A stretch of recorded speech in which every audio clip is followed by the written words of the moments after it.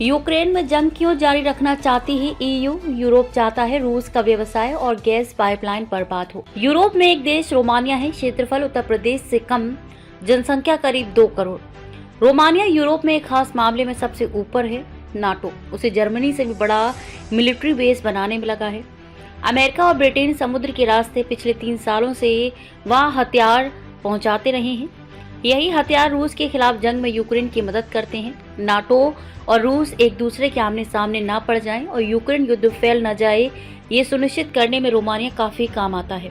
तुर्क का पत्ता, अगर आप रोमानिया के मैप पर निगाहें डालें तो देखेंगे कि नाटो का ये मिलिट्री बेस क्राइमिया के बिल्कुल नाक की सीध में पड़ता है, यानी कि रूस के दक्षिण में जो ब्लैक सी है उसमें नाटो का ये बेस एक तरह से तुर्क का पत्ता है।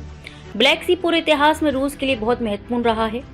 यहीं से मध्य एशिया पर भी रूस की पकड़ मजबूत होती है। उज्बेकिस्तान, कजाकिस्तान जैसे देश रूस के प्रभाव क्षेत्र में ही है। ब्लैक सी की राह, रूस के बंदरगाह कड़ाके की सर्दी में बंद रहते हैं, पर वह ब्लैक सी के बंदरगाह से पूरे विश्व में व्यापार कर सकता है। आज की बात करें तो रूस की 20 गैस पाइपलाइनें यहाँ से जाती हैं, यानी कि रूस का पूरा ढांचा ब्लैक सी के बगैर गिर सकता है। इसलिए जब रूस की कैथरीन द ग्रेट ने 1783 में ऑटोमन एम्पायर से क्राइमिया जीता तो वह रूस के इतिहास में एक महत्वपूर्ण घड़ी थी। नाटो की राजनीति, अब घड़ी को फास्ट फॉरवर्ड करते हैं। पिछले 25 से 30 सालों में ब्लैक सी के आसपास जितने भी देश हैं, नाटो ने उन्हें एक तरह से अपने आप में शामिल कर लिया है, सिवाय यूक्रेन और जॉर्जिया के। जॉर्जिया में जब 2008 में तख्ता पलट की कोशिश हुई तो रूस ने हस्तक्षेप किया। ऐसे ही जब यूक्रेन के नाटो में शामिल होने की बात गरमाई तो रूस ने 3 साल पहले अपने सैन्य दल के साथ यूक्रेन में प्रवेश किया। रोमानिया के चुनाव, रोमानिया में पिछले नवंबर में चुनाव का पहला चरण हुआ, दूसरा चरण दिसंबर में होना था। पहले चरण के नतीजे अप्रत्याशित थे।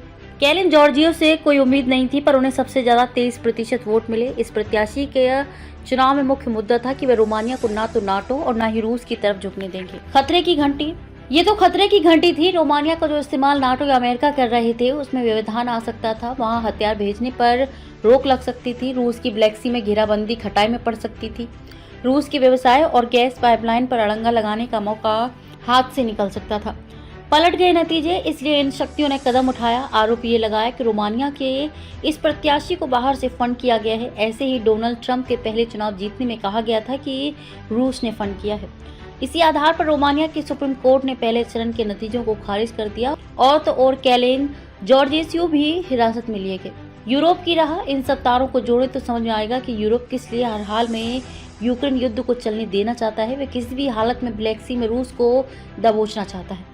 वह चाहता है कि उसका व्यवसाय और गैस पाइपलाइन बर्बाद हो, आतंकवादी उसे निशाना बना सकें, मध्य एशिया के प्रभुत्व से जाता रहे। इसलिए जब अमेरिका भी यूक्रेन से पल्ला झाड़ने के लिए तैयार है, यूरोपियन यूनियन इसके लिए तैयार नहीं है, भले ही इसके लिए उसे अमेरिका से विपरीत राह अपनानी पड़े। डीप स्टेट की जड़ सवाल है कि यूरोपियन यूनियन क्यों लड़ाई जारी रखना चाहती है। दरअसल यूरोप के नेता जिस तरह से गद्दी संभालते हैं वह एक प्रोसेस है। ये नेता छोटी उम्र में वर्ल्ड इकोनॉमिक फोरम के चहेते बन जाते हैं। इस फोरम को ही डीप स्टेट माना जाता है। यहीं से वे नेता तैयार किए जाते हैं जो आगे जाकर अपने देश में गद्दी संभालें। बाद में वे वही करते हैं जो डीप स्टेट चाहता है, और डीप स्टेट की जरूरत इस समय यूक्रेन लड़ाई को जारी रखने की है। अगर रूस जीत गया तो डीप स्टेट की जड़ें हिल जाएंगी, यानी कि दूसरे विश्व युद्ध के बाद से जो ताना बाना बुना है वह बिखर जाएगा।